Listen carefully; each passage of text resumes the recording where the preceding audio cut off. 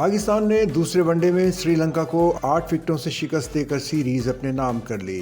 سری لنکا کی جانب سے جینت لیا نے 54 رنز بنا کر نمایاں رہے۔ کمینڈو مینڈس نے 44، سدیرا سمارا وکرما نے 42، کامل مشرا نے 24، پاتھم نسانکا نے 24 رنز اسکور کیے۔ مہمان ٹیم کی جانب سے کوشال مینڈس 20، کپتان کیری تسالنکا 6، جبکہ دشمانتھا چیمرا بغیر کھاتا کھولے ہی پویلین لوٹ گئے۔ وانند ہاراسنگا نے 37 اور پرامود مدوشن نے 11 رنز کی ناٹ آؤٹ اننگ کھیلی۔ پاکستان کی جانب سے ابرار احمد اور حارث رؤف نے 3 کھلاڑیوں کو پویلین کی راہ دکھائی، جبکہ محمد وسیم جونیئر نے 1 وکٹ حاصل کی۔ دوسری جانب قومی ٹیم نے 289 رنز کا ہدف 2 وکٹوں کے نقصان پر حاصل کیا۔ یوں پاکستان نے سری لنکا کے خلاف ون ڈے سیریز جیت لی۔ پاکستان کی جانب سے فخر زمان نے 78 اور سائم ایوب نے 33 رنز بنائے، جبکہ پاکستان کی جانب سے بابر اعظم 102 رنز بنا کر ٹاپ اسکورر رہے۔ محمد رضوان 51 رنز بنا کر ناٹ آؤٹ رہے۔ پاکستان کو سیریز میں 2-0 کی ناقابل شکست برتری حاصل ہو گئی ہے۔